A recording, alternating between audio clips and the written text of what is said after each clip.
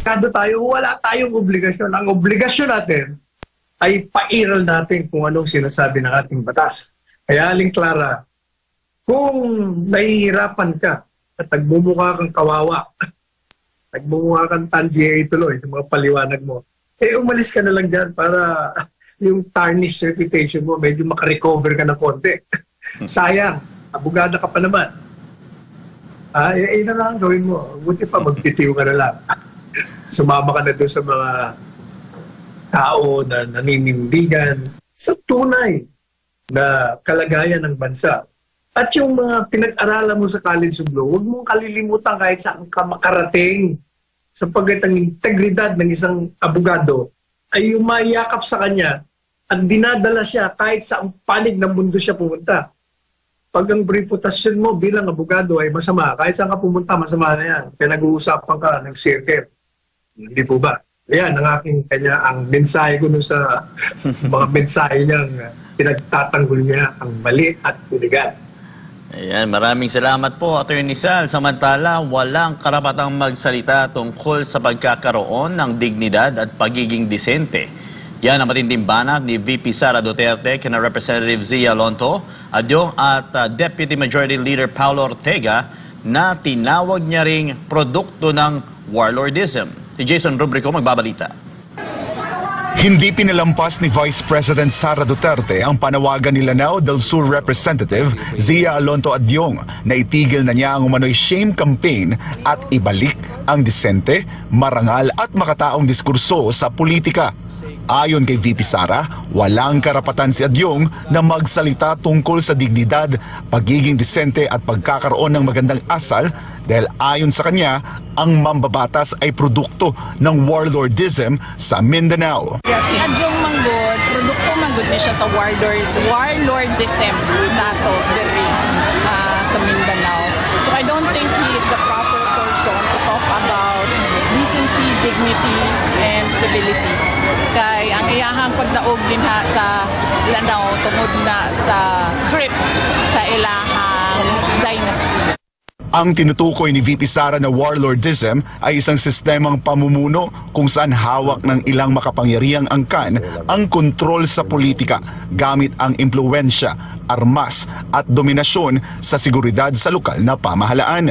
Hindi rin nakaligtas sa patutsada ni VP Sara si House Deputy Majority Leader Paulo Ortega matapos nitong questionin ang umano'y pananahimik ng Vice Presidente sa gitna ng mga illegal na aktibidad ng China sa Sandy Cay na bahagi ng West Philippine Sea. Kani si Puan, isa po ni si Ortega, mura po ni siya o si Adyong.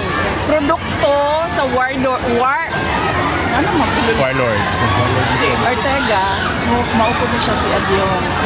Produkto sa warlordism tingi sa ato ang nasod. So, angay niya nga mo-adapt po o deafening silence. Kaya wa siya katungod mo abli sa iyang background. Sinagot din ng bise ang sinabi ni Ortega na tila mas aktibo daw siya sa pagbatiko sa mga kaalyado ng administrasyon kaysa sa pagtindig laban sa mga kilos ng China sa loob ng teritoryo ng Pilipinas. Iginit ng pangalawang pangulo na malinaw naman ang kanyang paninindigan. So, hindi pa obvious nga naa ko diri sa Pilipinas nagapangampanya para sa mga kandidato para sa ato ang nasod. So, of course, I am pro-Philippines and nothing else. Binigyang diin pa ni VP Sara na hindi dapat ibaling ang issue sa China dahil mas mahalagang pag-usapan ang mga napapako umanong pangako ng ilang kandidato, partikular na ang 20 pesos na kada kilo ng bigas. Of course, kung ngano atakihon man ako ang China sa ato ang kampanya diri sa Pilipinas. Nga ang problema nato diri ang kawalan ng pagtutupad ng mga pangako sama na sa 20 ang bugas. Don't change the topic, boy. The topic is promises made and broken again and again. Para sa Diyos at sa Pilipinas kumahal, ako si Jason Rubrico, SM9 News. Yan po, Attorney, medyo mahang ang salita ni Vice. Ano po masabi ninyo sa dalawang kongresistang yung produkto daw po ng warlordism. Tama yan sinasabi ni VP Sara dyan kay Congressman Andiong at kay Congressman Ortega. Alam mo, nanghihinahin ako rito sa dalawa. Kasi mga bata pa, marunong, mahusay magpahayag sana. Pero mali. Mga dispalingado lahat ang kanilang mga pahayag laban sa mga Duterte. At itong dalawang ito, natatandaan ko, nagsisisiksik ito, nag-aaleluya kay Presidente Duterte nung panahon ng administrasyong Duterte. Yan, dalawang yan, si Andiong sa si Ortega. Ha? Pagkatapos ngayon, dahil iba na ang administrasyon, wala. Binenta na nila ang kanilang mga sarili. At kinukontra kahit na mali, sige pa rin sila.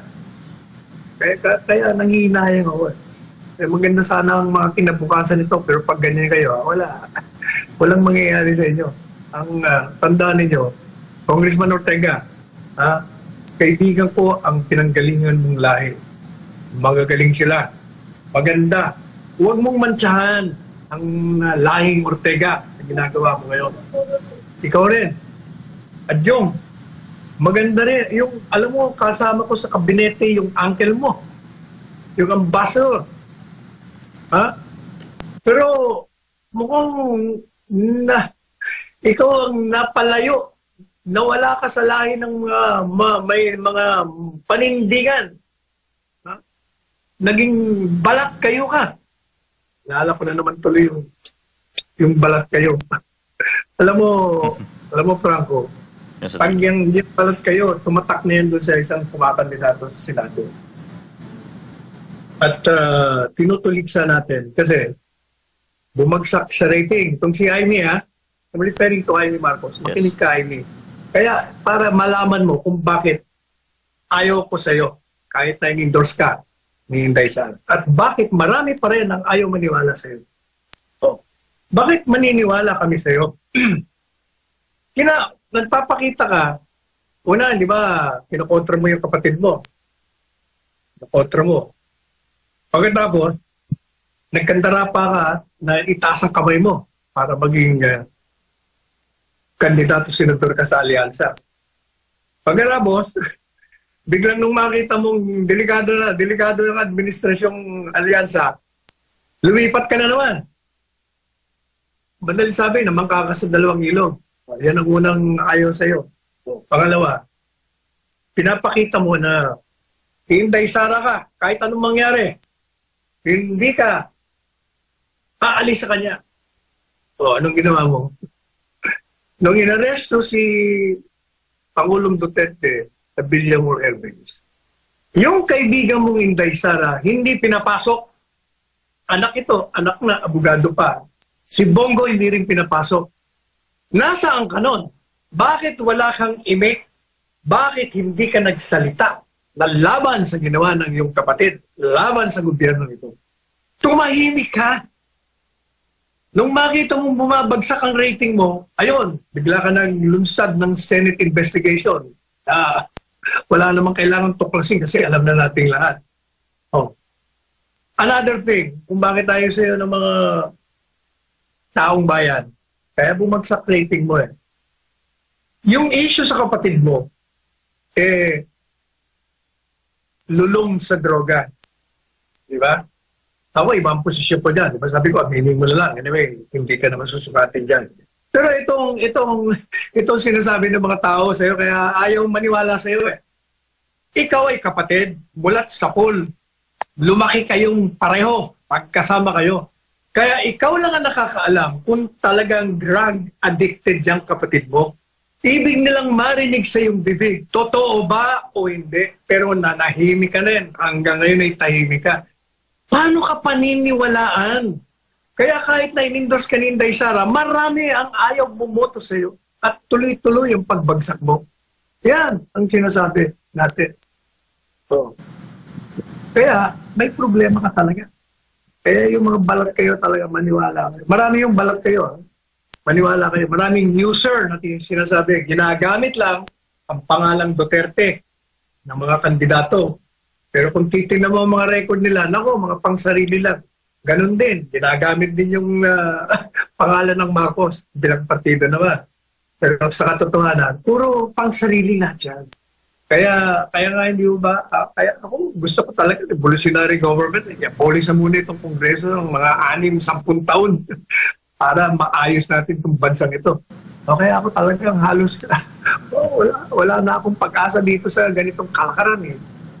Kailangan i-educate natin talaga buong Pilipino, as in buong Pilipino at libre dapat. Kung hindi, wala akong mangyayari sa atin. Correct. Yan, maraming salamat sa naging paliwanag niyo po, Attorney Sal. Samantala, nananatiling hamon para sa National Commission of Senior Citizens ang direktang pagtukoy sa mga biktima ng karahasan laban sa mga nakatatanda. Ito'y dahil sa kadalasang nangyayari raw ito ng palihim. Sa harap nito'y inilatag ng komisyon ang kanilang mga hakbang para matulungan ang mga biktima ng pang-aabuso. Ang buong detalye ng balita mula kay Creseline Catarong. Sa isang bansang kilala sa mataas na paggalang at pagmamahal sa mga nakatatanda, isang mapait na realidad ang kinumpirma ng National Commission of Senior Citizens o NCSC. May mga senior citizens sa Pilipinas na tahimik na nagdurusa. Ayon kay Dr. Mary Jean Loreche, Officer in Charge at Commission Member 4 ng NCSC, tila may takip ang bibig ng lipunan pagdating sa usapin ng karahasan sa senior citizens. Isang silent disease na matagal nang umiiral ngunit madalang pag-usapan. Alam mo, that's Senior very citizens. funny kasi kung titingnan mo, culturally speaking, mahal natin ang mga nakatatanda. So we've become very silent about it.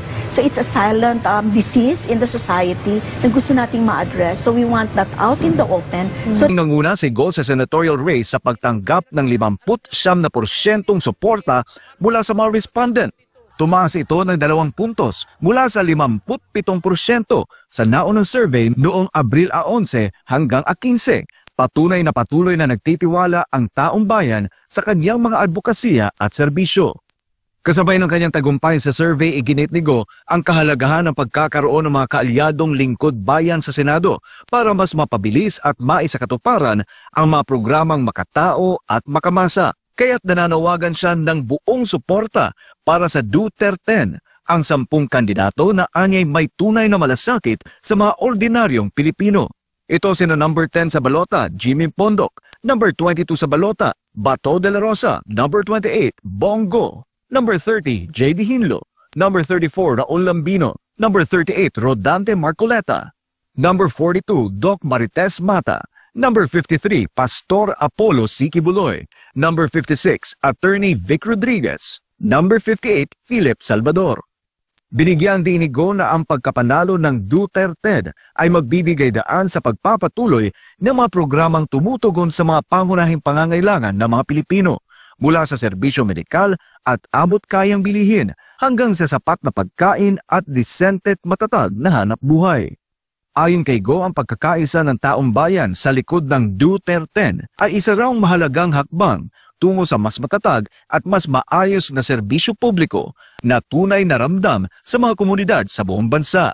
Sa mga survey mula sa Pulse Asia, Archipelago Analytics at Tangier, pinapakita rin ang balawakang suporta ng publiko kay Go. Para sa Diyos at sa Pilipinas kung mahal, Troy Gomez nag-uulat, SMNI News. Ayan po, Attorney Sal, ano po masasabi ninyo sa ulat na ito? Ay, hindi na tayo nagtataka kung bakit number 1 yan si Bongo. In fact, I was even surprised na hindi siya nag-number 1 nung unang siya tumakbo 6 years ago. Yes. Talaga namang yung taong yan, maaasahan mo yan. Hindi siya magaling magsalita ng mga orador, pero ang kakulangan niya sa pagiging orador, pinupuno niya sa trabaho. Yes. Walang ingay. Kaya mahal yan ng mga gobernador, mga mayor, mga kongresista, senador. Kasi nung panahon ni Presidente Duterte, siya ang naging bridge. Siya ang naging tulay upang makarating lahat ng mga kailangan nila. O kaya hindi nila nakakalimutan niya si Bongo. Tahimik. Yan. Humble pa. Correct, si Mr. Malasakit. Sasagot sa telepono. Pag tinext mo, sumasagot. Pag hindi ka agad nakasagot, sigurado may stop, tatawagan ka. Tapos tatawag din siya. Ganun siya kabilis. Yes. Kaya talagang maaasahan mo. Hindi ako nagtataka na nagna-number 1 yan. Ngayon, yung kanyang panawagan na vote straight, natural lang yan. At mga katin niya yun. Pero tayo, gaya na sinabi ko na sa inyo, walang galang na, ako po ay Duterte 5 lamang. -5 plus 2. At yung aking iboboto dahil sila ay nakapasa dun sa aking sariling panukatan. Number kong ilalagay. Hindi ko na ina-number 1 si Bongo kasi number 1 na yan. Pero ilalagay ko number 1 si Pastor Kibuloy. Kasi talaga namang itong taong ito, nakita natin kanyang record. Hindi po totoo yung mga akusasyon sa kanya, yun nakaka-apekto sa kanya. Kaya hindi siya lumabas sa mga survey na mataas eh. Kaya ulitin natin, hindi po totoo mga akusasyon sa kanya na siya ay sex offender o marami siyang ginawang kalokohan. Hindi mo magkakaroon ng milyon-milyong tagasunod yan, maging membro ng KOJC kung hindi matino yan. Kaya tulungan ho natin. Ako na ang personal na kiusap sa inyo. Tulungan ho natin. Dagdagan pa natin. May 4 na araw pa naman tayo eh. Yan ang number 1 ko. Number 2 ko syempre si Bongo. Tapos number 3 natin si Bato de la Rosa. Ayan, maaasahan nyo rin yan. Matapang. Saka talagang makaduterte yan. Walang ano yan. Walang ang tawag doon. Walang pagbabalat kayo yan. Sino bang number 4 ko? Ito si Jimmy Bundok. Milimenos din nila yan. Kasi mga awit lang. Pero sa totoo lang, bagong abogado yan. Sa pagitan ng isang bagong abogado, bagong muka, at doon sa mga malalaking pangalan na naupo ng senador, o kaya mga senador, gusto na re-electionista, na ang kanila namang record ay may katiwalian, o kaya walang mga paninindigan, dito na ako sa bata, ibundok, dyan ako. Sino nang sinusunod ko pang 5? Di sinusunod ko na si Philip, aking kapangalan, Salvador. Ito kasi si Philip, habang minimenos din sila, na daw alam, and so forth and so on.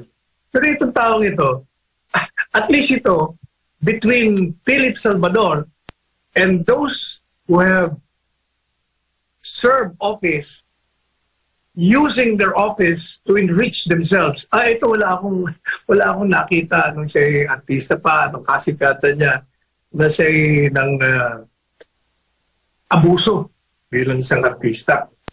O kaya, at saka isa pa, baka Duterte talaga to. Walang kaduda-duda ito kasama niya. Para silang Batman and Robin yan, yung Senador Bongo. Ngayon, meron akong dinagdag dahil 5 ang pinili ko eh. Yung pinili kong pang-anim ay si Willie Revillame. O yun, minimenos din yan, artista. Wala daw alam. At inaamin niya, wala alam. Pero again, between Willie Revillame at doon sa mga dating senador na mga walang paninindigan o sa mga ibang kandidato na mga tinanggal kung sila ay mga nakaupo pa at hindi naging senador pero mga may hawak ng kapangyarihan pero grabe ang kanilang mga katiwalian. Dito na ako kay Willie Revillame. Kasi itong taong ito, napag-alaman ko, nang hindi ko naman siya tinatanong, wala rin siya kinikwento sa akin. Marami pala itong tinutulungan ng hindi niya walang publicity. Parang sinaw doon, tulong ng tulong, hanggang nabulubi na. Dahil tulong siya ng tulong sa mga mahirap. Dito na lang ako. Hindi po ba? Sino naman yung isa? Si Camille Villar naman. Ito, ang pamilya mong ito, talagang ever since Baka Duterte ito, maraming mga ginawa ito na nasa dugo nila yung pagtulong. Tsaka isa pa, hindi ito isang mayaman, bilyonaryo, na nagkamal ng pera, kagaya ng mga tiwaling kongresista, tiwaling senador, tiwaling membro ng kabinete, o tiwaling kagaya nung dyan sa Marikina, na hindi maipaliwanag kung paano siya nagkamal ng mga mamahaling damit, mamahaling pulseras, mamahaling relos, mamahaling bag, mamahaling sapatos, mamahaling sasakyan.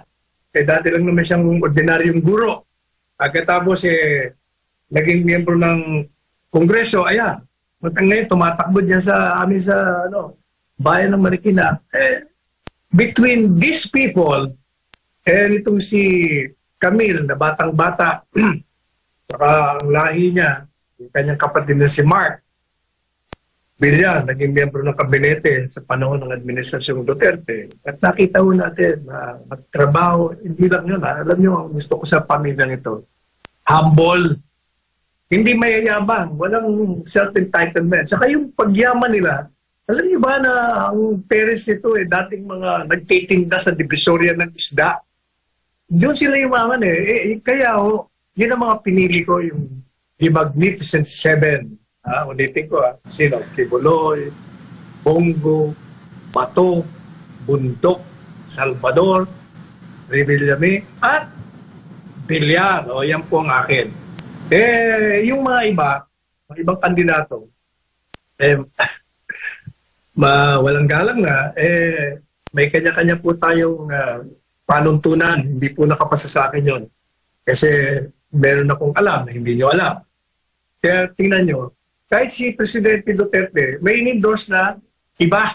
In-endorse niya yung dalawa na wala sa lado ng partido. Wala rin sa lado ng kabila. Pero sa kanyang panuntunan, yung dalawang yon pwede sa kanya. Pero yung kanyang anak, si Inday Sara, iba rin naman ang in-endorso. Makikita nyo, ako iba rin. Kasi nga, ganito yan, ang ating batayan yan. Meron tayong talino, meron tayong network ng mga kaibigan, kamag-anak, na pwede natin tanungin ng mga kakilala nila yung mga kandidato. Sino ba yan? Ano ba yan? Ano bang plataforma niyan? Ano bang record niyan? Saka kung nagbabasa tayo ng dyaryo, nanonood tayo sa mga telebisyon, balita, komentaryo, malalaman natin ang mga record niyan. Kaya halimbawa, yung isang kandidato dyan, pinagmamagaling na siya matuwid. Ayaw niya ng irregular na, ayaw niya ng illegal. Kalaban daw siya ng kasamaan, ng kamalian. Pero tahimik siya. Tahimik dyan sa pagka-aresto kay Presidente Duterte. O sinong tinutukoy ko? Si Ping Lacson. Kaibigan ko yan. Binoto ko noon yan. Ngayon, hindi ko siya buboto kasi nga, tahimik Anong ibig sabihin? Wala kang paninindigan. Pangalawa, yung sinulong niya yung una 22 billion paggawa ng isang building para lang opisinahan ng mga senador sus Maria Jose. Di mo 22 billion, lumobo na ng 32 billion. Anong tawag mo yan? Di ba corruption yan? Para sa sarili mo? Kaya ayaw ko sa kanya.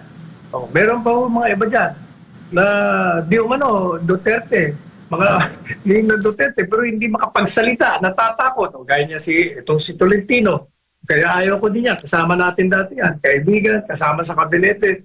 Pero sa halip na ipagtanggol, diniin pa itong ating Presidente Duterte. Paano mo bubutuhan yan? Dito na lang ako sa 7. At least ito, alam ko, mga puso nito, mga takbo ng utak nito. Sila may mga matatapat sa kanilang mga sinumpaan. At ang buhay nila, para sa akin, nakita ko malilinis. Yan ang dahilan kung bakit ganyan ang aking naging posisyon sa halalang ito. Ayan, maraming salamat po, Atty. Sal. Samantala, itinanggi ng Malacanang ang pahayag ni Vice Presidente Sara Duterte na dapat managot si Pangulong Ferdinand Marcos Jr. sa umano'y pagpapahintulot na maaresto ang kanyang amang si dating Pangulong Rodrigo Duterte at mailipat ito sa International Criminal Court o ICC.